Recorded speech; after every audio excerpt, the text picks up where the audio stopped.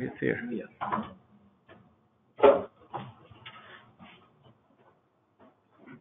All right, so we officially launch our August meeting. Welcome everybody. Look at this crowd. It's amazing. I'm so happy to see you guys here. Can't believe it. It's been 3 years already since we started. Thanks for coming. The only way we can survive is by your attendance, and this is proof that this is still well alive. Our blog, our email, and Twitter are on the screen. We always want to hear from you, and if you have things interesting to present, just reach out to us. Third anniversary, several announcements. We are changing name. SFDUG is no longer San Francisco Dynamo User Group. The committee thought that it was our duty to expand the topics of discussed in this room to something that is more encompassing of any type of emerging technology that is related to computational design. And so we agreed to add the C, and now it's San Francisco Computational Design User Group, and open it up to other type of computational design industry that is out there that includes not only other design script tools like Grasshopper, but also immersive technology or anything that is important for us as leading edge information. That's going to do two things. It's going to expand probably the breadth of the topics that we can present to you, and it's going to expand the amount of people that we can host here. So expect a new variety of topics coming up next year. We're working on the agenda as we speak. And again, this is our new our best announcement. Also, our website has been changed to sfcdug.org. And we have also a new Twitter, is that right? Yeah. And that is you know, right? It's the same. Yeah, at SFCDUG. That's our name. We're still going to keep the old Twitter account. Hopefully, we can start migrating some of the followers, which is the hardest thing because we didn't want to lose that. Is it the same? I just changed the name. Oh, okay. I should change my name. I hate my Twitter account. That was actually a mistake. When I was playing with Twitter 5 years ago, which I never thought I was going to use. I hate it. I'm going to fix it. I'm going to put my actual name. And as a result of renaming our group, we have a new logo. And you want to see it?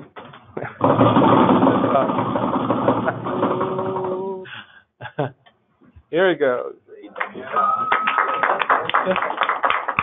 The C next to the D, we want to keep it, since we start with Dynamo, I think this is in years to come, it's going to be a reminder from where we come from. So it's just an extension. Who knows, maybe in 3 years we add another letter. And thank you, Dennis, who is worked very hard in transitioning our website into WordPress.com, which is the website you see now. It's much beautiful and clean, and he also worked very hard to get this logo out. So young too as well. So applause to Dennis. Thank you.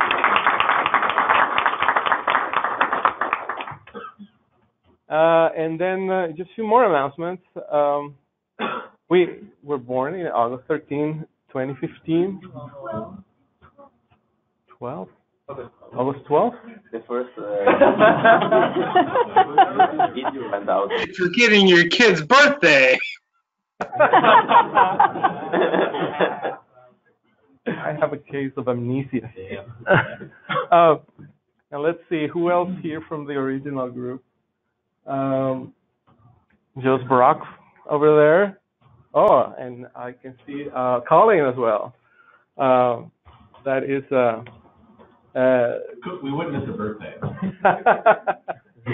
Actually, the three of us were having a conversation right after a lunch presentation at HUK in 2015, and we were just talking. How can we increase the learning of Dynamo? And Colin says, well, why don't we create our user group? And that started it all. And everyone copied us. That's right. And then Colin left us, but he's back again to the Bay Area. Good to see you. Thanks. And Brock, good also to see you. Just so, this was the first recording of the Dynamo user group, and it was horrible because I actually recorded the presenter view instead. And I'm surprised no one put a dislike, because a lot has changed from there. And it was Colin who was our first speaker talking about extensions. And a lot has changed since then. So we went from 0 subscribers to 1,700. This is current as of today. We have people subscribe from all corners of the world. The top subscribers are obviously from the United States. We have United Kingdom, Australia, Germany, and France as the top subscribers, but we have at least one subscriber from every country, except probably Myanmar. But maybe that changed. All right. This was the original committee. And there's a lot of former committee members that are not here. Oh, Young, you were the first one, right? Yeah, Young started when she was in Gensler. Eslam. That's right. Then she went to Bar Architects. Now she's with HK. This is just a snapshot in history. And these are the list of our videos most viewed. And I'm surprised, how popular our Python presentation was, almost hitting 9,000 views. And that's for Danny Benson. Super awesome class. Yeah. Whenever if you go to Google and you just type Python Dynamo, this is the first video that pops up in the search.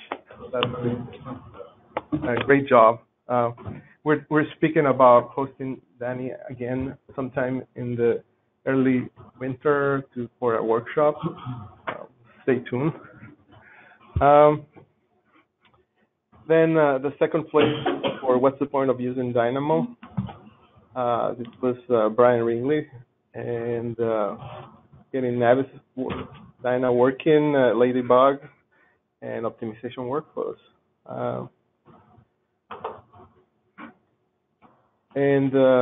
So, Alberto, you want to? Yeah, this is what explains also our decision why we want to move with computational design, because so the intersection of the community is based more on either scripting, also like practical scripting with Python, JavaScript, and C#.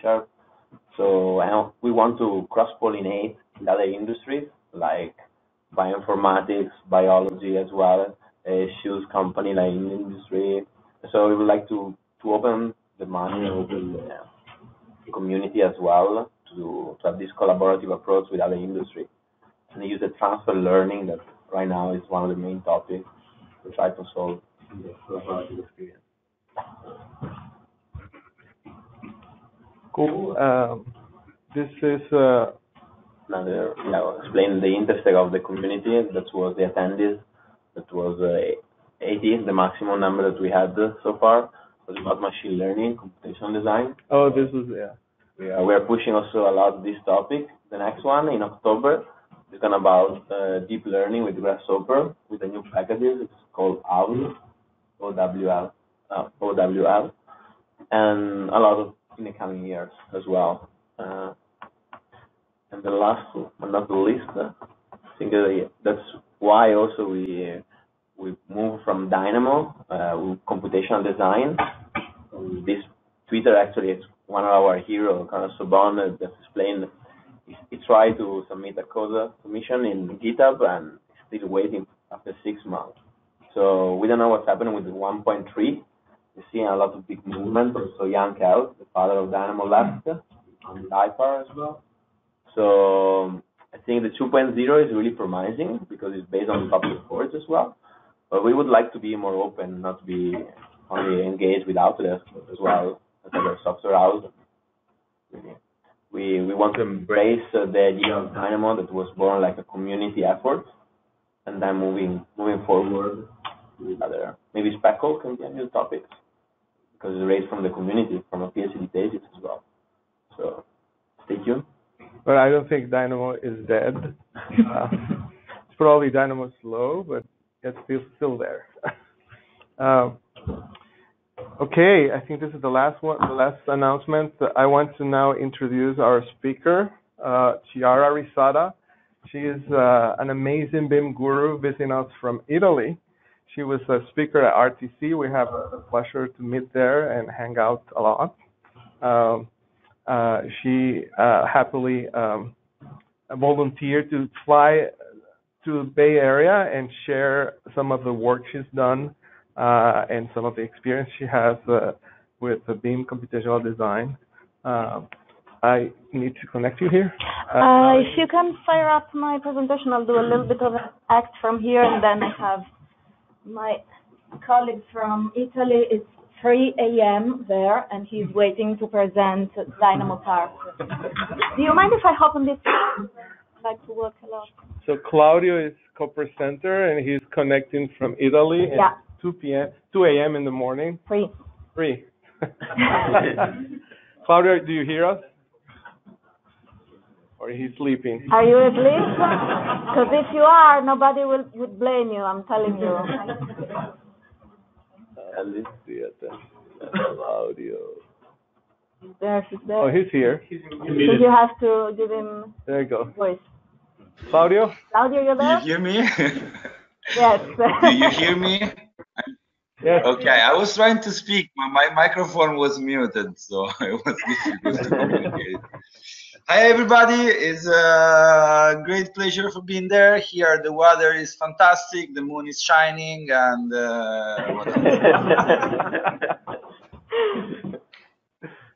Okay, so let's get going. Does this one work? Any chance if I put it here? Yep. Okay.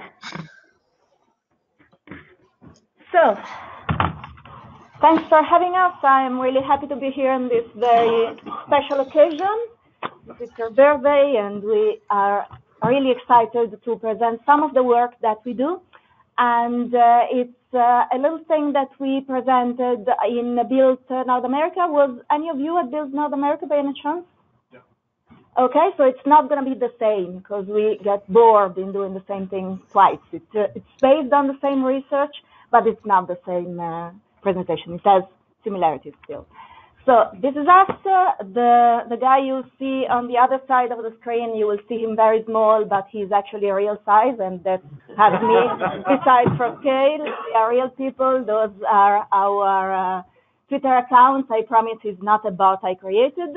So if you want to chat with us, we are very active, even a little too active on Twitter. If you can add us, and you can. We love to chat about this stuff. We have our consulting company. That's our website. We deal with lots of things we love, mainly with VDC.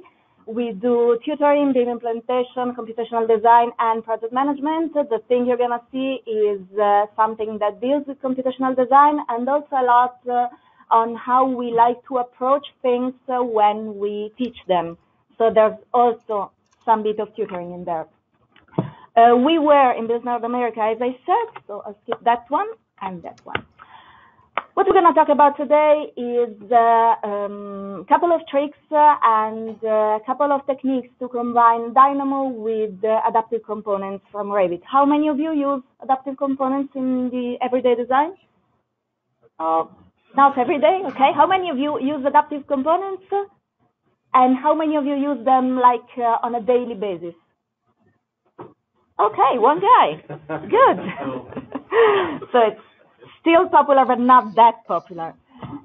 We use adaptive components while dealing with generating shapes. Is something that in modern architecture is very popular. It's almost a little bit of a hobby. And usually what you do while you generate shapes, you have to clad them. So what we're going to see today has to do with parametric, with adaptive components as panels to clad organic shapes. You do all kinds of things. You might want to do components that has a variation based on aesthetical purposes, based on something that you have behind, maybe, based on functionality, based on the prestational data of the building, or just because it looks cool.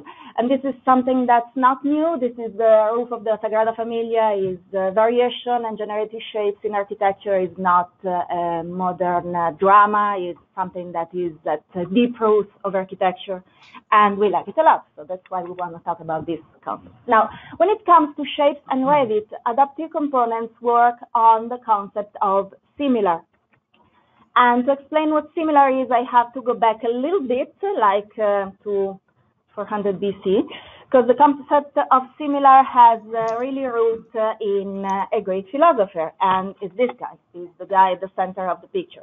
So that's why we named this talk A Stroll with Plato. When you do adaptive components, you actually rely on the concept of similar. And the concept of similar was developed by him to answer a very crucial question that I'm sure lots of you have experienced in real life. You walk on the street and you can't understand how come that a Chihuahua is a dog just as much as a bulldog.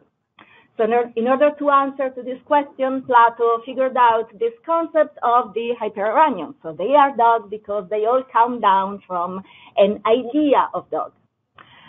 Bring it back to our panels. This means that when we do an adaptive component, we are relying on the concept of similar in geometry. I have to rely on another bad guy.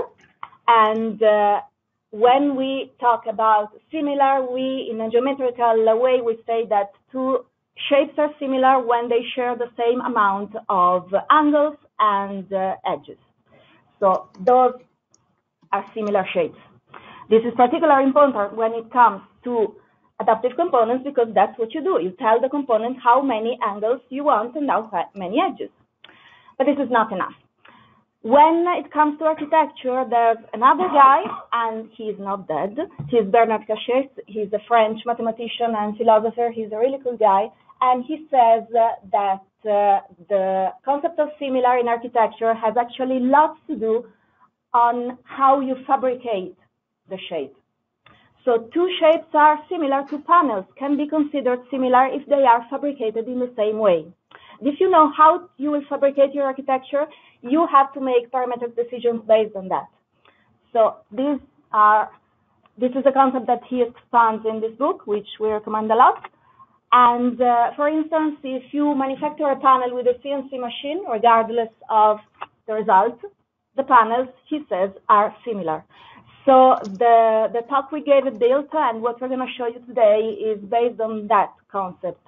While you create a panel, you have to put parameters inside, and adaptive components are a little tricky because by definition they adapt. So usually what you put inside are reporting parameters because you want to harvest data.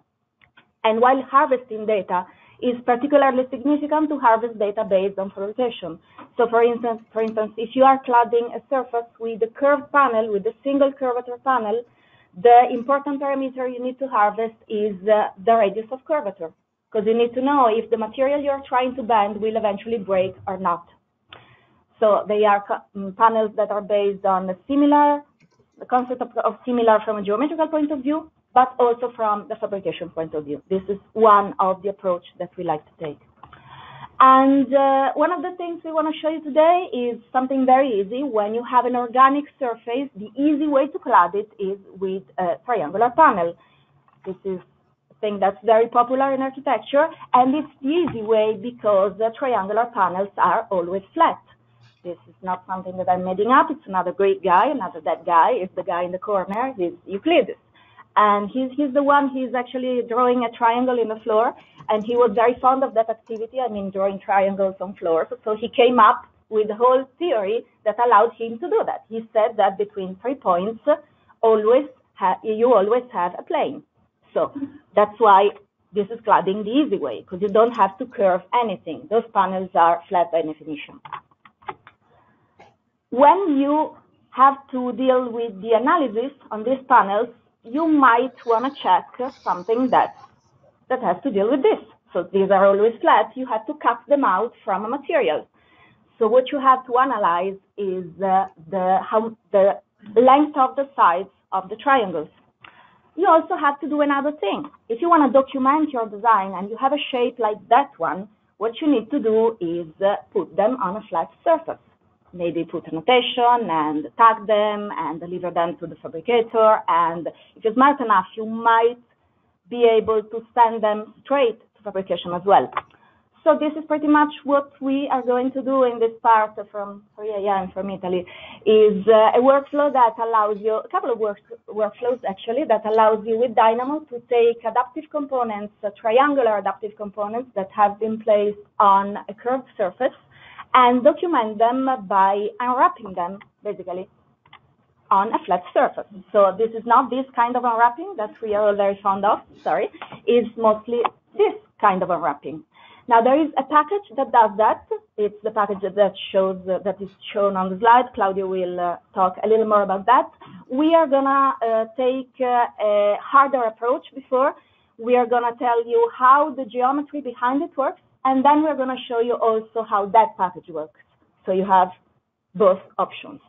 And in order to see how the geometry of unwrapping a triangle on the floor works, I need another dead guy. So we start with this shape. We end up with this, a very neat alignment of elements on a flat surface that you can align and you can tag with one click.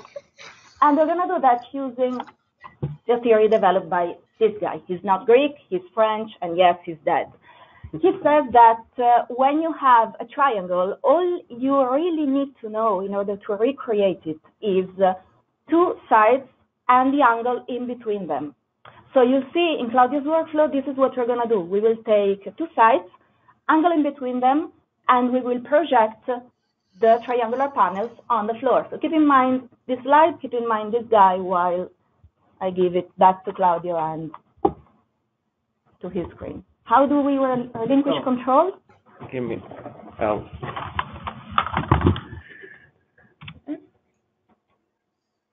All right, Claudio, you ready? Yes, hi. You're going to receive a notification to share your screen.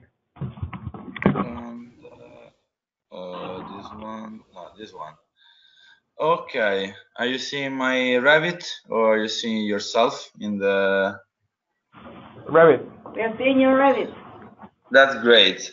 So, hi everybody, I'm super happy and thanks to Cesar Alberto for inviting us. I want to spend a couple of words to say thank you. It's a great honor to present in the San Francisco Dynamo user group. And I'm the Italian guy that's have to do a Dynamo demo after John Pearson. So please be merciful with me and I will try to be at the level of John. Well, of course, John is super cool. Do you hear me, guys? Is any... Yes, perfect. Okay. So as you can see in this in the data set in front of me, everything that you can see is made of adaptive components besides these floors, even the octagon, the structure. And since as many of you that uses adaptive component knows, you see these little points because the adaptive components are hosted on masses. So if I deactivate the masses visibility, I get a vector visualization. What is interesting, what is to keep in mind in this scenario, that we not only built an adaptive components. I will show you The basic module is not only adaptive components, but there is a large use of reporting parameter on it. So how many of you, let me raise this question in order to see if I need to go fast or slow on this. How many of you knows how do reporting parameter works? Are like half, little shy of a half of the people. Okay, so I will speak. I will. Basically, reporting parameters are a peculiar type of parameters that you can find in Revit. Even it's not a new feature; it has always been there. And basically, when you create an instance parameters, you can check and turn it as a reporting parameter. The parameter will be listed gray, and it will not be possible to assign a value because it's a reporting parameter. So it's a reporting that is a parameter that can measure a dimension once you place the family in the project environment. For this reason, are really useful when you are dealing both with regular families and adaptive components when you want to check some type of dimension. Maybe when you have something that is calculated from another parameter, so you're not sure of the results, you can use reporting parameter to extract and schedule data. If you create a reporting parameter that is also a shared parameter, as usual, you can put them into the into a schedule. You can use a reporting parameter in formulas, but this is a little tricky because you can use it only if you host the reporting parameters on an hosting object in the family. I try to explain better. If I place a reporting parameter between 2 points, 2 adaptive points, it will work in formulas. If I place it between an adaptive points and anything else, it won't work. For this scenario is not important because we are measuring from this triangular panel all the edges and all the angles. And if from a triangle you know all the edges and angles, you can rebuild the triangle in any dimension because in any spot, because the triangle is flat by definition. These adaptive components are placed inside masses because we exploit the repeat functionalities in masses for placing them. The end results, like you can get a schedule where you have all the dimension with all the angles and all the edges. And even if from my experience, I don't think that Revit is a fabrication software because its tolerances are a little bit too loose. For fabrication is a really good starting point if you have to speak with someone that has to fabricate your project. You can use it, you can produce schedule, or you can create a view analysis about the dimension and checking some parameters.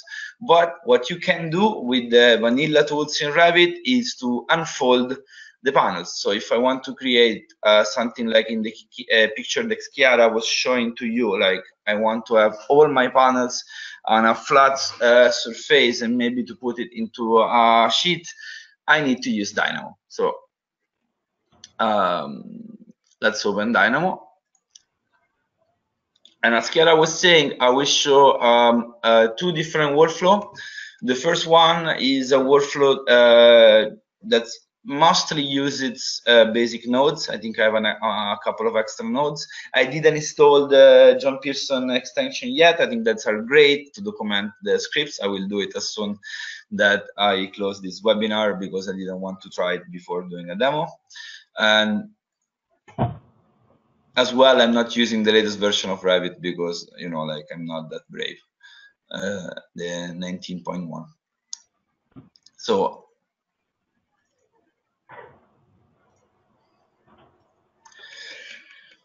this is a graph that we made is for solving this problem to unfold. So it's already there. I will try to explain. It's a really simple graph from my point of view. There are just a couple of geometrical operations as we perform.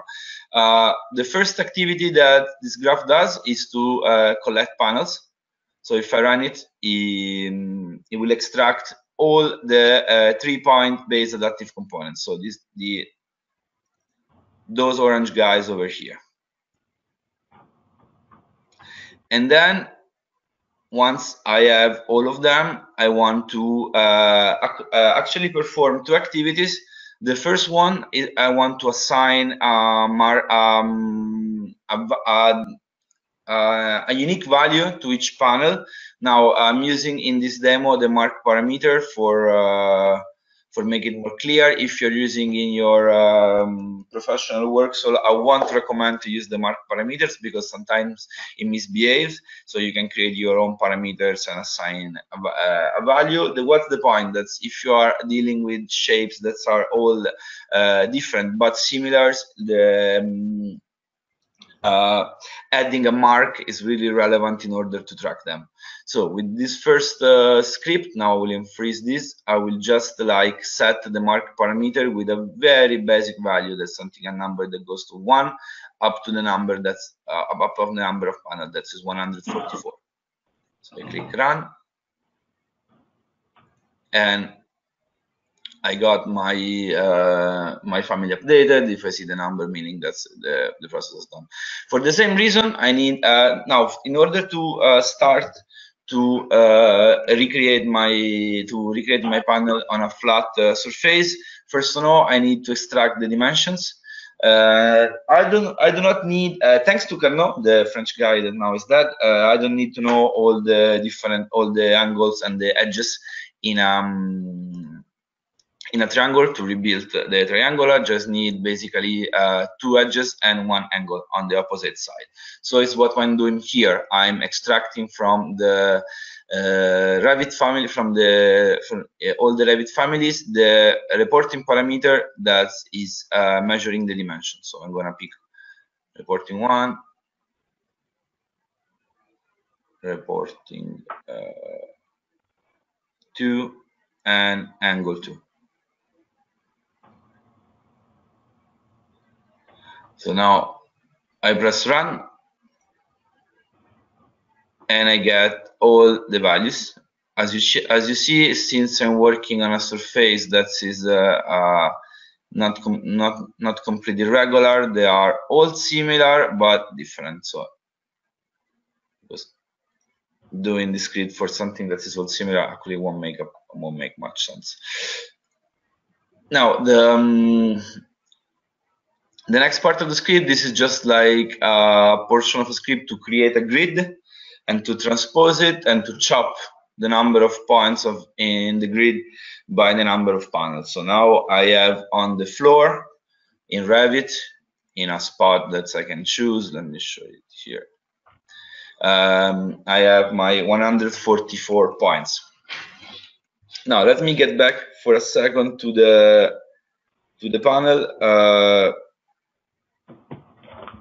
To explain a bit better what I'm doing.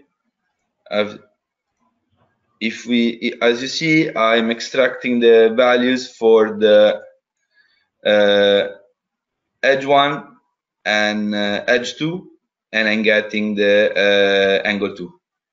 So with this, I can rebuild my triangle. No, whoa, let me close this.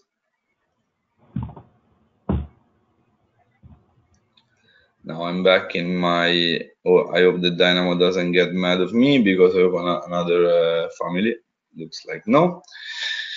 So now what I'm doing, starting from this grid of point, I will translate in a straight direction. In this direction, all I will create a point, and the distance will be exactly the value that's extracted from the first parameter. So if I unfreeze this node, it basically moves, create a copy of the point at the distance defined by the first parameters. Then, in order to create the second point, I need to do 2 activities. First, to translate by the distance of the second, let me close this. by the distance, by the values that's extracted from the second parameter, and I have also to rotate this this point by the angle that's extracted from the third one. Plus, of course, the geometry.rotate needs some other inputs like an origin and axis, but this is something like pretty normal. So if I unfreeze this one,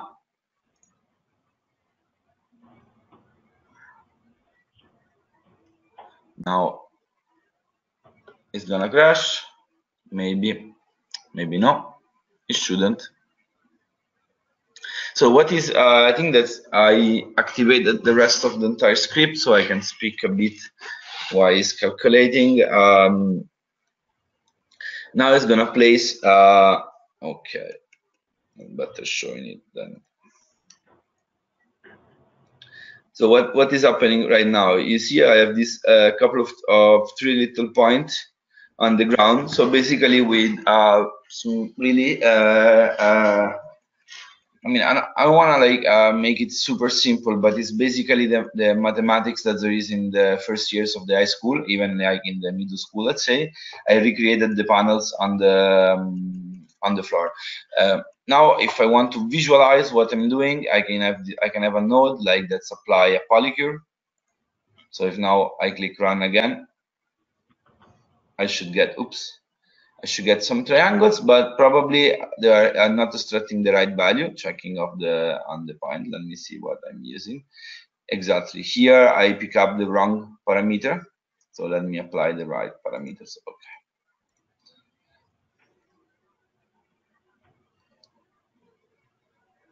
Now it will recalculate, and this should look a bit more like our panels. So when I reach this point, I say that most of the jump is done. So I have my points on the ground, I have my lines, and there is really a variety of technique that I can use to reapply, to create some solid object, to place some element. Since I'm really a big fan of adaptive component and I use them a lot, I will reapply an adaptive components on the ground, because up to this stage we don't have anything in Revit, so there is not enough. And to do that, I have a basic adaptive components by point. I created a reporting component. Now this is, of course, is a demo in a project environment. First of all, like if you're using adaptive component in a project environment, it's always safe and a good advice to segregate them in some portion of the model and don't use it on a super huge and big big model, because there are like heavy elements in Revit. And there is another node that set and assign the element set parameter by name, so reassign a mark to the panels. And this is also pretty important, because without it will be difficult to recognize the panels. Before doing that, there's just a little list reorder. This is something that is not super relevant for a triangular panel, but is more important if you're using like a quadrangular or a panel with 5 angles. This is just to reorder the points in order that the placement points will match the one in the adaptive components, and they will show and will have the same values. They're already having the same shape, but without this node, they will have the values of the sides in the wrong parameters. If I didn't explain well, Chiara, can you help me? No, I think it was really clear. Go for it. Thank you. Like, I think it's easier to show it than to explain it. So let's check the results. So we have our little guys over here placed on the floor, and on each one there is there isn't a mark because I didn't press run. But now if I press run, now there is a mark value, so I can track them. So I know this is 21 and will be 21 around here. But this is something if I want to start to communicate with someone that doesn't like to receive just an Excel files. And from here, I can really start to make it a bit more interesting, because I can go back to Revit and start to use, and if I want to create like a drawing, a sheet to send to someone, I can just like create my canvas, and I can use a tag that's just created for this type of panels to tag all of them. And maybe you want to show this up to 125. That's our, I don't know how many inches. I apologize. I mean, I apologize for not doing this presentation in inches and feet. I and Chiara highly debated if I was able to do it in inches and feet, and we both decided that I wasn't able to do it. So for any translation. So it's in millimeters, but I hope that this can like, it doesn't create a problem. So what you're getting here is mostly automatic way to report, to unfold parameters on a flat surface. This is something that is interesting, and even if this activity can be done in several other software like Grasshopper as the first one, is important to be able in Revit to do this workflow if you have to.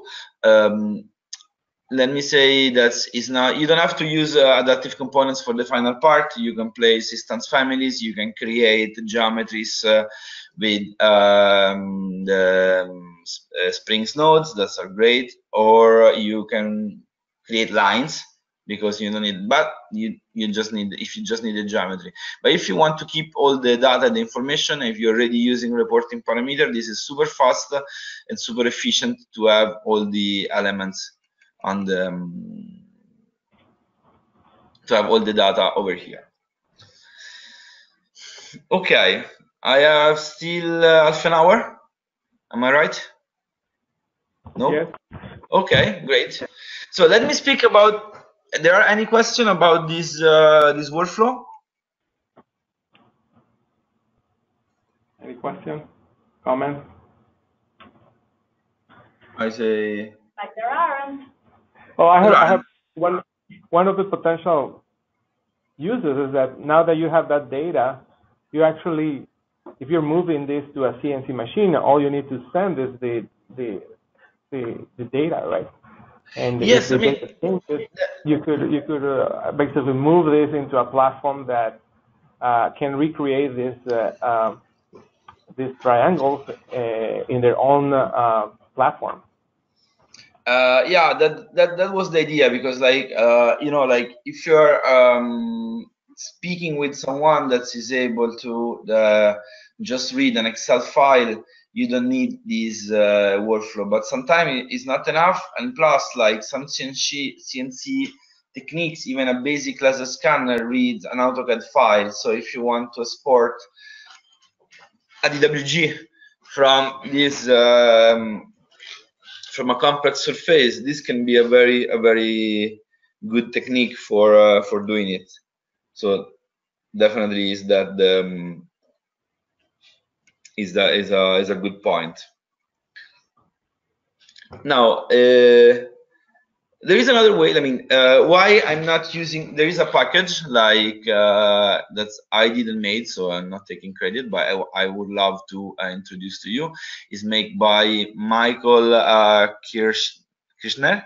I hope that's, I'm not misspelling it. It's been around for a while and is a very interesting package for basically unwrap and unfolding surfaces. If you don't know it, go to check it, and it's great for doing these, like, let me say, origami activities to unwrap panels. I will show the same script made by this made with this script, because I think it's interesting.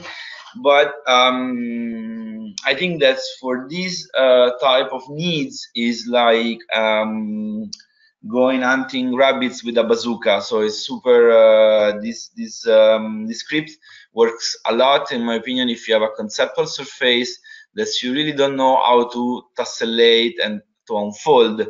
But if you already are at this stadium where you are placing actual panels with a thickness, with some data, some information, it may not need the best option. But let me show you the other version of the script, and let's make a little comparison about. So okay.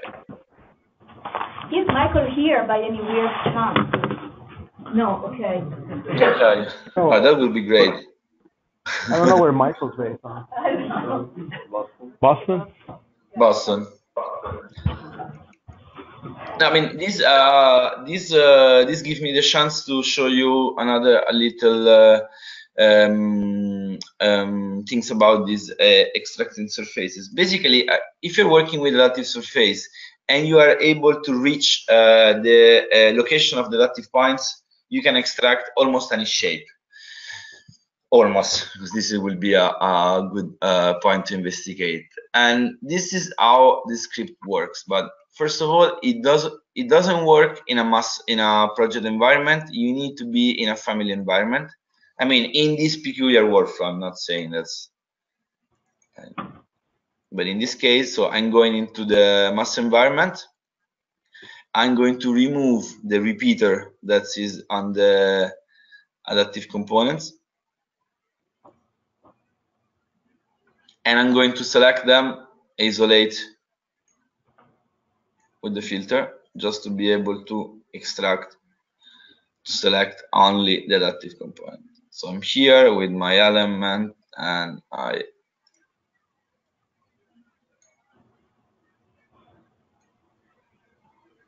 think the Dynamo is not running the document. Okay. No, it doesn't like it. No. Open it again.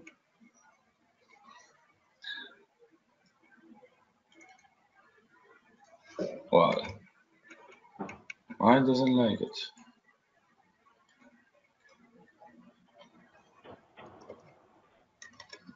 Second, model elements. No. Let me close Dynamo. Do you have in Revit something active? Are you in the middle of a selection or something? No, I'm just in the isolation mode, but shouldn't be a problem. I'm always doing like this. I think maybe because I was that's a good question for John Pearson, but in my experience, when you switch between project and you have the node for select model elements or select anything else, sometimes they stop behaving, and I don't really know the reason for that, because most of the time closing Dynamo and reopen it is enough.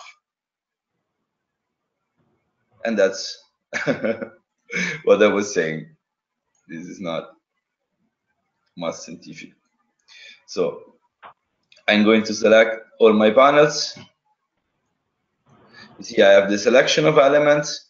What is nice if you're working with adaptive components, this adaptive components location is a standard node. You extract the location of the points, so you can do a lot of activities with this.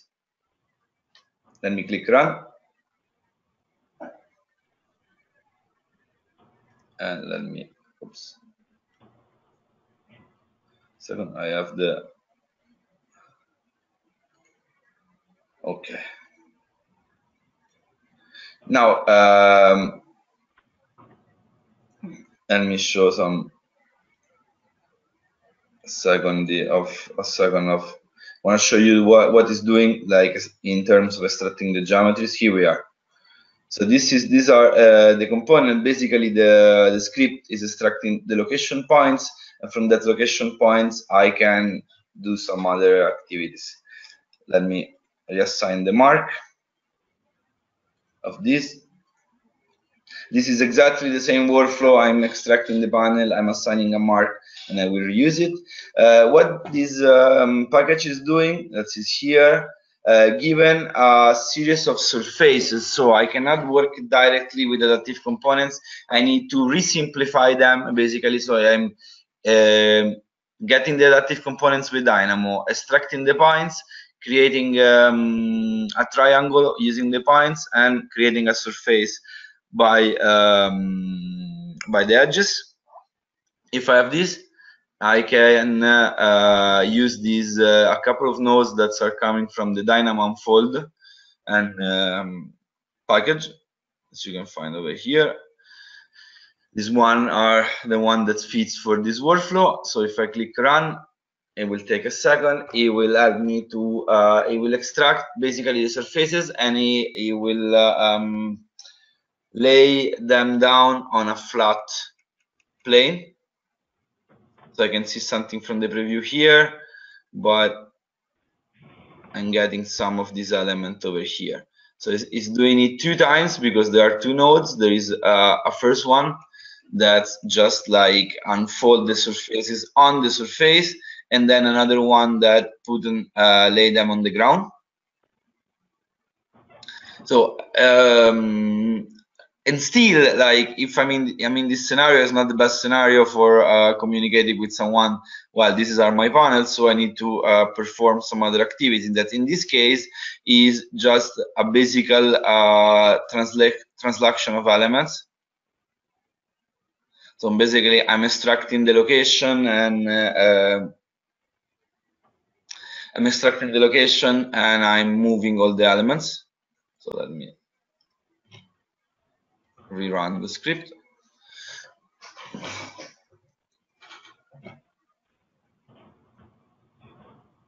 So here they are. So I'm doing the same thing. And what this the Unfold package is really doing for me in this scenario is to getting a set of surfaces that are not on a flat plane and laying them down and pushing them down on a flat plane. This is really the trick that she's doing, but then I still have to use it to place some adaptive components. So it can be useful if you're working with triangles. Is really like in my opinion is too much, and it won't work for any type of adaptive components. Why? Because it's not based on the real. I mean, there are a couple of workarounds that you can perform, but it's not based on the real geometry of the panel. I go back here. I'm not extracting the geometry of the panel. I'm extracting the points, the location points. So now I know that I'm on the other side of the world, that you can be really interactive, but a good question should arise. Is it possible to build on adaptive components where the geometry is not directly associated to adaptive points? Yes, it is. Let me show you one. Like if we're looking at these other panels, these panels is 4-point panels that is able to tessellate on a non-planar surface. How does it? How does it work? Basically, one of the corner is free and finds the position by the intersection with the plane defined by the other 3. So in the case of this panel, you see like the 4th corner is defined by the intersection of the vertical projection of the 4th placement plan and the plane defined by the first 3 adaptive points. So if you're doing something like this, a bit complex, you can't use the Unfold package. So the story is like that. Sometimes, in our opinion, when there is like some basic geometry involved, you can build your own workflow without using packages. In some others, the packages are there and they are super useful. So make your own choice. In this case, you see, even if you compare the size of the script, they are almost the same. So there is in one and the other, I don't see a big difference. Or I just worked up. Is it that a question, or is just you? No. No, they look alive. Sorry. So they're telling me that I have 5 more minutes, so we have a bunch of stuff to show you. We could go for hours, but we're not going to. Okay, let's do it. The last one, super quick. No, we don't. We have 5 more minutes. Okay, so we don't. Perfect. No. We have an extra bonus content. Maybe we will share it online, and if you have any question, you'll come back to us. Sure. And can I get the screen back? Yes, so that people know you, can you turn on your camera? We'll give you an applause, Claudio. Okay. I think this one? Okay. Directly from my bedroom. We don't see you. I'm dressed, I'm not saying that, but it's 3 a.m. Do you see me? Oh, there he is. Yes. Yeah. That's quick. Look, presenter, there Okay. you go. So, Cool. bye. Well, thank you. If there are any questions, thank you very much, guys. All right. I'll make us the presenter again. Stuff.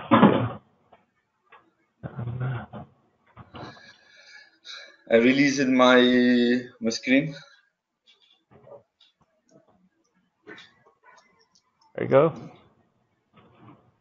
Okay, so we had, to say that I'm online, we had a bunch of other stuff, but we don't have time for that. So we will be in Built Europe in October. If you like that and you want to come and say hello. If by any weird chance tomorrow you are in Los Angeles, we will be presenting at the Revit user group in Los Angeles, so you can come and say hello there as well.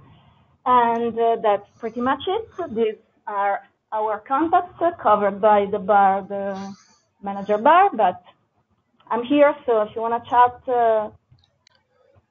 it was fun. Thank you very much. Cool.